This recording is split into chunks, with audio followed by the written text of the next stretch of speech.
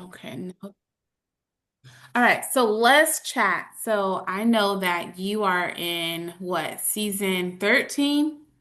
No, I wish I was season 13. I'm at season 10 now, and that's gonna start. I'm looking to start it in April. Okay.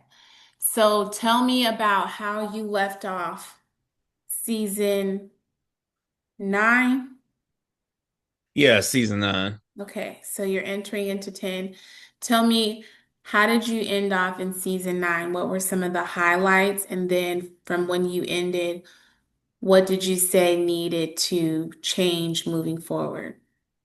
Um, some of the highlights were getting back to connecting with people where I'm at in Tampa and doing shows locally. And I realized the studio time, some studios they time be costing. So I'm like, and after doing the audit myself, I realized the biggest thing I need to figure out is where do I need to put the money is when it comes to marketing and stuff. Cause I think that's the biggest thing I'm gonna need because Lord knows I need to like try to make some collaborations happen and have some something for people to show. So I think that's the biggest thing I'm needing is like help with marketing because when it comes to finding guests and stuff, we're good in that area because people usually reply on social media. I'm also and I'm also a part of the service called PodMatch as well. They've even made me one of their legacy members, which is so if you're interested in joining, just let me know. I can probably send you a link and stuff. Um, so I think over those positives, we're doing good. But when it comes to marketing and trying to get sponsorships, get this studio time paid for, and trying to get the word out there, and also try to get the word for going to conferences paid for as well. So I think that's where I'm needing the most help at. So when you started to do more in-person interviews, what type of guests were you having on? I was having on like fellow podcast hosts. I know me and my fellas we do it monthly, our man talks monthly, but I'm starting to have artists on, like different entrepreneurs on. I even had like some poets tell me, hey, they want to come on as well.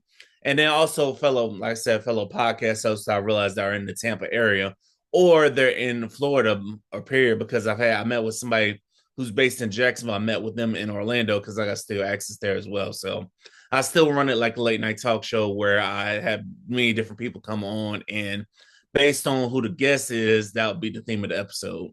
Okay. What has been some success stories with some of your previous guests in collaborating with one another? Like, how far has the collaboration taken you? The collaboration has taken me far, but it's like I know it could take much further because I had some people that are still that referred me to other podcasters as well.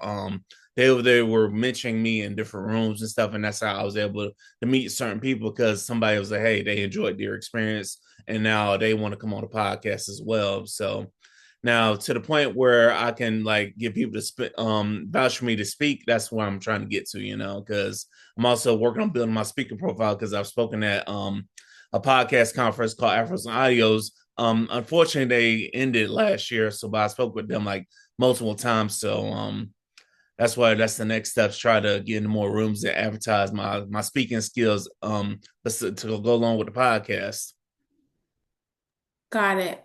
Tell me more about the spaces that you've rented out in the past. Are they only set up for podcasting, or do they have limitations and restrictions on the capacity? Tell me more about the space. The spaces I've rented out, they could tell they were limited on capacity, but I do know a few people that have the event spaces. I just got to connect with them and see how much they're going to charge because I have thought about doing something big for episode 400. That is something I haven't ruled out for probably the summertime of doing something big for episode 400.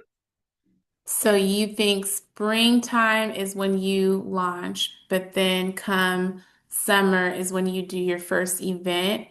How many episodes do you think you will have between your April relaunch for season 10 until the event that you may have in the summertime? How much time are we looking at?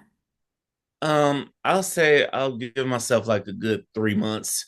And I think at Okay. that time I'll probably have like 20 to 30 episodes because sometimes I have guests come on like in a flurry. Like have a whole bunch of people want to book, and then I'll go ahead and just batch record. But then So and you're then finding some of your guests, even for the in-person meetups on PodMatch?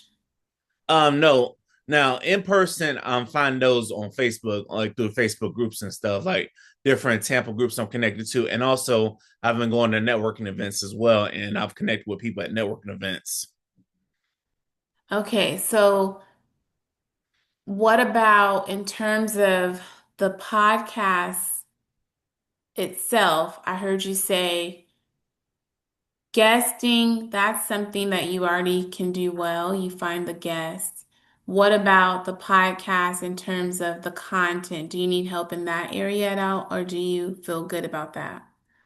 Um, I feel good, but I can always use suggestions because based on the content, it all depends on who comes on. Because like say if I have like if I have a sex based podcast, I'll pick up some topics based on sex, and or if I have like like a business funding pot guest come on, I will going to dedicate the episode to like business funding and all that as well.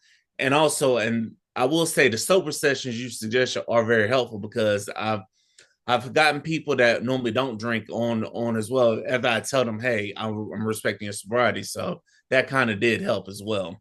Okay. So, a few things that kind of stood out to me. I think your platform would do really good with probably the front facing, the stuff that you do online. Those are the people you find on PodMatch who are probably going to be business minded individuals. So, you have that conversation on the podcast on a regular. But in terms of how you monetize it, it sounds like doing a lot of mixers and in-person things where you have entertainment and you include some panelists, maybe where you monetize and then you charge people for entry to participate in like a live taping or recording. I don't know if you're familiar, and I think we've talked about this, but like tonight's conversations. Mm-hmm. So you're not at the scale where you can do a tonight's conversations per se and rent out big arenas and stadiums, but you can do like a Peerspace location or you can partner with like a local bar in your area and try to Mm-hmm. do some collaborations that way. What are your thoughts about that?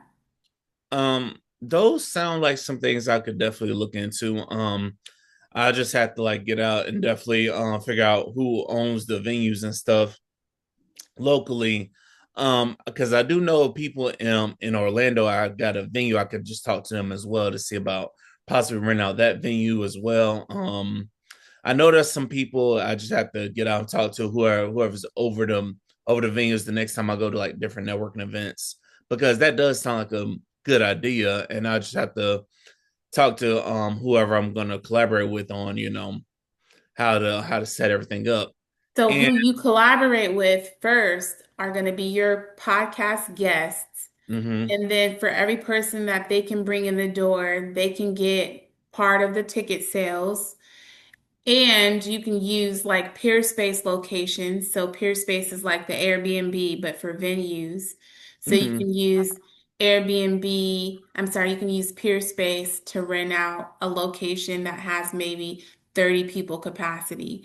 But in terms of how you can go about that, I can definitely help you with that stuff to figure out where you are and where in your area you may host an event using Peerspace.